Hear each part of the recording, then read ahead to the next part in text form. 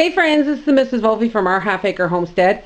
Today we're going to do some transplanting into hanging tomato hangers and pepper hangers, and I'm going to transplant some of my other plants that are going into the ground into pots because they're getting big. I planted them really early.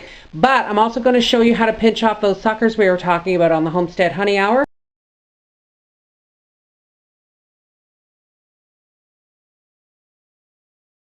Off the tomato plants to make them bushier. Alright, I'll get set up and we'll be right back.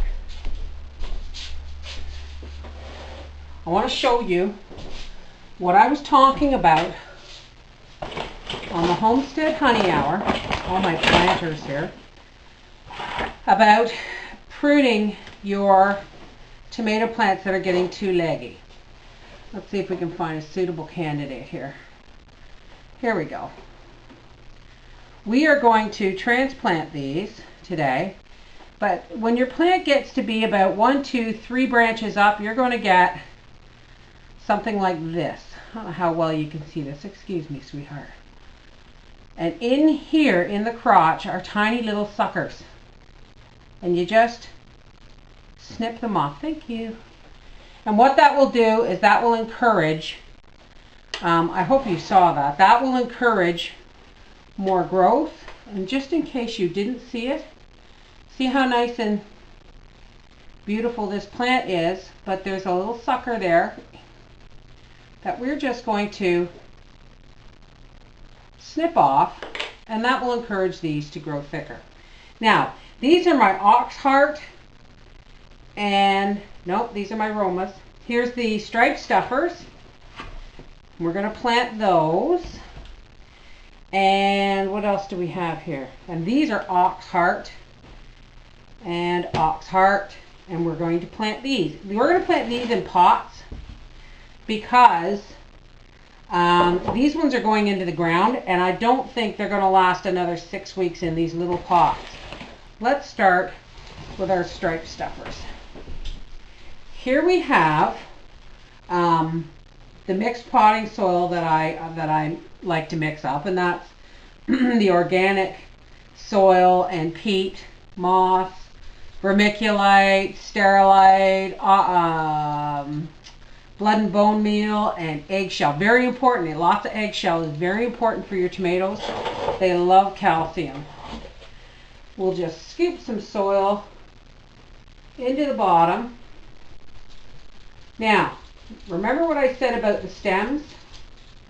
We're not going to put a whole lot of soil into the bottom. Save your old plastic lids. They're marvelous for things like this. Now, if you look very carefully, I don't know how well you can see that, tomatoes have a fuzz on their stem. That fuzz has a potential to be roots. So don't be afraid to put your plant in much deeper than you normally would any other plant. Because once you cover up underneath these first leaves, see these were the first leaves your seed gave out. Once you cover up to that point, the stem underneath will grow roots. Okay, so we're just going to pot these up for later. And give the baby a little drink. There you go, baby. My goodness, how well they grow, eh? Alrighty. Okay, so we'll be back when I've got all of these in pots, and we're going to go on to our planter hangers. Now that we've planted our tomato plants, we're going to plant our 4 cayenne pepper. Now, if I had been looking at this a little closer when I bought it, I would have seen that this has multiple places, and I mean multiple places, to plant hot peppers. So I may have to duct tape some of these off, because I only have 4. So when I get this full of dirt, I'm going to duct tape off a couple of the holes that I'm not going to use. Okay, now we're going to put soil just in the bottom of this. What I like about this style is you can sit it down on the table, whereas the hanging tomato ones, you can't. Now these holes are actually much bigger than the tomato plant one. Okay, now that I know what I'm doing, I've got some soil in the bottom. This is called a hot pepper planter, and that's what we're planting in. We're planting in our cayenne pepper. Now I have here the bottom of a bread bag, and I'm just going to set my plant in there really gently because I don't want to damage the roots. And I'm just going to gently push that through there, pulling in all the plastic, and then I'm just going to pull that out, and our plant's in there without a whole lot of stress to the plant. Now we have our 4 pepper plants in here, and I'm just going to top it up. And when it's nice and big and firm, I'm going to start duct taping these holes, the upper holes closed. This is good duct tape, and this is of course my camouflage. I do have some red duct tape around somewhere. There's certain tools every woman should have, okay? A hammer, a flat screwdriver, a bread knife will do, a staple gun, and duct tape. And it's always fun if you can get the duct tape in different colors. So I'm just taping off these upper holes. Not only will that stop the dirt from coming out, but it will also give some more stability to this plant hanger.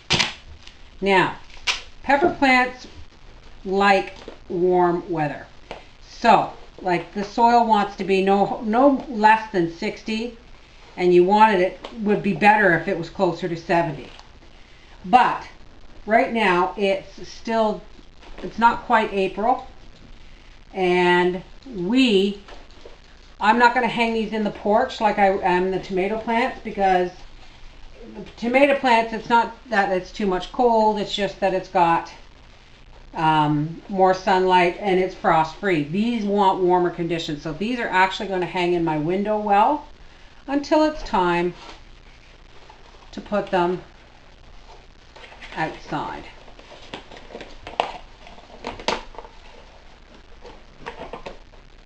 That leaves a nice watering hole. See how my duct tape is taped off these. Now when Howie gets home, I'm going to get him to hang that up for me. I shouldn't even be lifting that. But there's my 4 cayenne pepper plants. Now, these are all Roma tomato plants.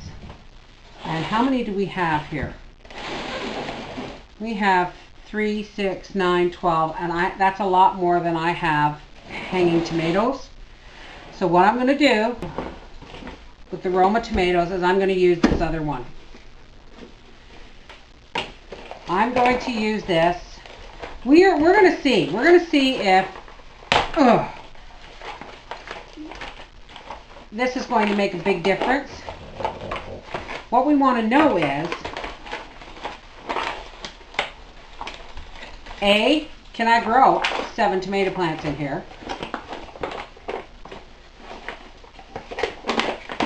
And B, if this will do as well or better than just the one where the tomato plant comes out the bottom. So we're just going to go through the same process that we went through with the peppers. It looks like I'm going to have just enough Roma tomatoes left to plant in my regular tomato planters, right up to the first leaves. And let's now fill in our plant.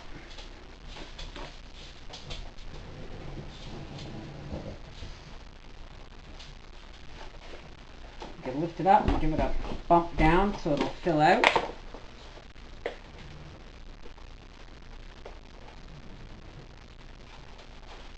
Now you want to make sure you get as much nutrients into the soil that you're using to begin with.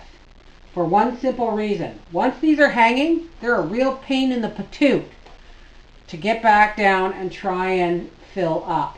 So if you want to make a slurry when you go to water them one day or once every few weeks or so of rabbit poop and goat poop, because it's in pellets, and maybe some eggshells and some warm water, and shake it up in a squirt bottle and squirt it into here, that probably would do just fine.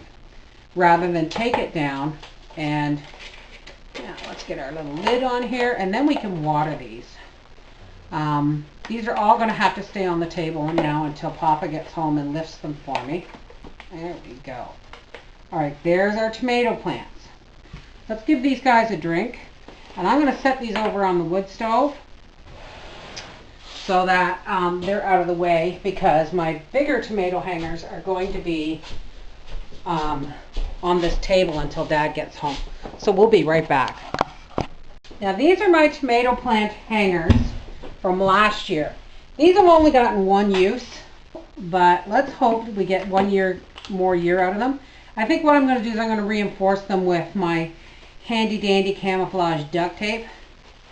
We're going to do, this is the same principle as the other planter, except it has to lay on its side until you hang it up. So we've got our plastic bag around our root system. And these are actually a much tighter hole than the pepper hanger was. So if you see this, I'm pushing this down by the dirt, not by the stem. And I'm just going to gently, getting that first bit in is the hardest part. And the plastic protects it, and we'll go all the way into the first set of leaves.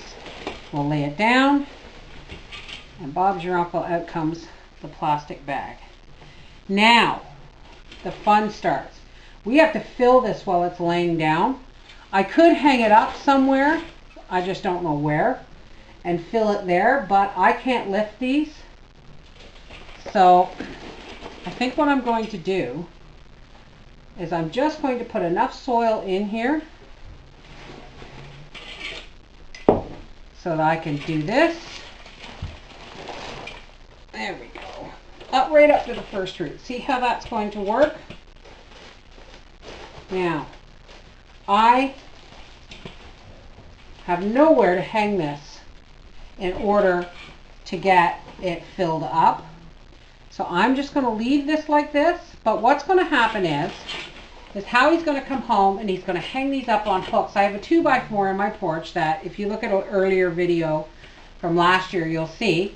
And he's going to hang these up, and then I can fill them better from the top. But I've just put enough soil in there to allow it to hold it in place and to get it over its shock.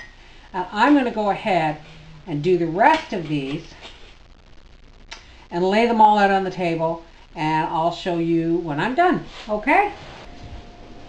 I've just realized I don't have as many tomato bags as I did last year because some of them did not survive. So those the pepper hangers gave me an idea. These are much bigger, these tomato hangers. So I'm just going to take some of that lovely duct tape that I got. Remember I said about duct tape being one of a woman's best friends? And I'm going to make a cross. I'm putting my hand inside to support, and I'm making a cross on this tomato bag. And then I'm going to reinforce it top and bottom, like so. Squeeze it into place there. And what I'm essentially doing is I'm going to build another hole for another tomato plant, because I think filled to the top with my special mixed soil, I think I should be able to do 2 tomato plants in here, like so. And I'm just going to give it a cut right there. Well, good survival tool if it won't cut through duct tape. There we go. I gave it a cut through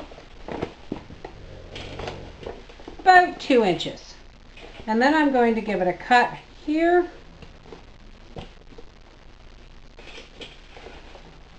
And a cut here. Just enough to fit a plant through. Now this is nice and sturdy because of this lovely duct tape. And again, we'll get our little plastic bag. And I've only got 2 tomato plants left, so... Uh-oh. Well, let's hope this fella survives the... There we go. I'm just going to set him there, and I'm going to, again, begin to fill this up. And you know me, folks. I'll probably use these again next year and duct tape them all the way around. Now let's just shake the soil down and see. I'm going to need some more soil in there. Pop that little guy in there. Get in there. Right up to his thing, and I'm just going to hang this down. And I'm going to put just enough soil in up to the roots because I can't lift it if it's any fuller.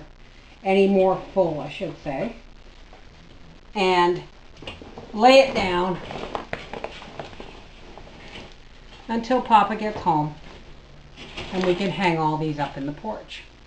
Now, despite the trauma of being, you know, uprooted and put inside a bag, these guys look pretty perky.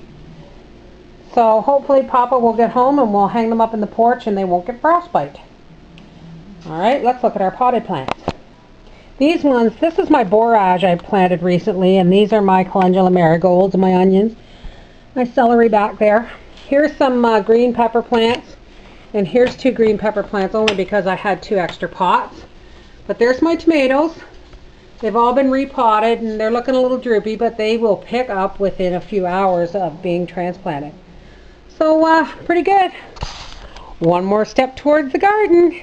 This is the Mrs. Oley from our half-acre homestead saying, just because it's cold outside doesn't mean you can't get your hands dirty and start growing things inside. Take care. Bye-bye.